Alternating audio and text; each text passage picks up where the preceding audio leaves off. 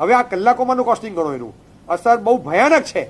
આજે તો હજી આટલું થયું છે, હજી જો 5-7-10 દિવસ ચાલે ને સિલિન્ડર તો ભૂલી જાઓ તમે, પણ ફૂડ પ્રાઇસ જે રાઈઝ થશે, મોંઘવારી જે વધશે, અને પછી જે તમારી સેવિંગ્સની પત્તર ફાડશે ને બધું નીકળશે બહાર, અને ત્યારે આવા જ ફાંફા પડશે.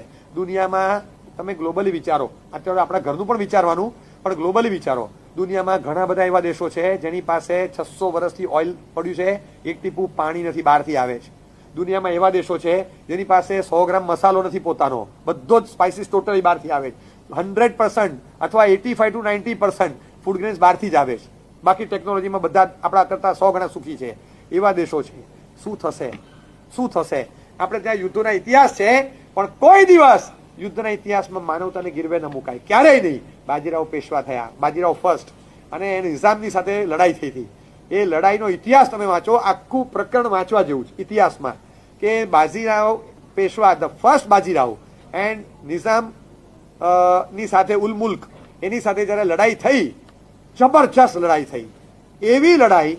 અને એ લડાઈમાં એ બાજીરાવે નિઝામ ઉલ મુલ્કને એવા દાંત ખાટા કરી દીધા, એવી ધરતી ચાટતો કરી દીધો, માટી સૂંઘતો કરી દીધો, બીજી વાર ઉભો નહીં થાય એટલી બધી તુમાખી સાથે પેલો આવેલો, સપાટ સુવડાવી દીધો, અને એને ચારે બાજુથી ઘેરી લીધેલો, ચારે બાજુથી કેવો ઘેરી લીધો. અને એના કોટ વિસ્તારને ઘેરીને અંદર કઈ જાય નહીં, કોઈ બહાર ભાગી શકે નહીં. એ કિલ્લાઓ ઘેરી લેતા, પેલી સિસ્ટમ હતી. ત્યાં સ્ટોરેજમાં રહેલું અનાજ બધું સાફ, બધું રિઝર્વ બધા ખોલ્યા, બધા રિઝર્વ ખોલી નાખ્યા, અને રિઝર્વ રાખતા પહેલા મહિનાઓ સુધી ઘેરો છૂટે નહીં, મહિનાઓ સુધી. અને પહેલાના 2-3 મહિનામાં બધા રિઝર્વ પૂરા થઈ ગયા.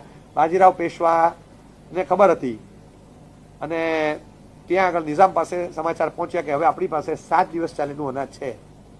તો કે સૈનિકોને પહેલા આપો, પ્રજામાં 10% કાપ મૂકો. ત્યાંથી શરૂ થયું. પછી પ્રજામાં 30% કાપ, સૈનિકોને 10% કાપ.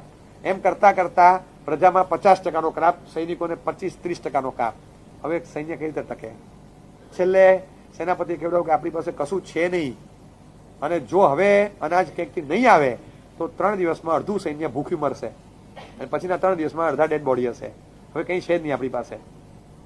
એ વખતે નિઝામ ઉલ મુલ્ક ઉભા થયા. એક આશાનું કિરણ છે, કદાચ કેવું પડે, પણ મને આશા છે એ માણસ આપણને અનાજ આપશે. કોણ? બાજીરાવ. કોણ? બાજીરાવ. અરે સાહેબ, આપણે એની સાથે લડીએ છીએ. હા, લડીએ છીએ.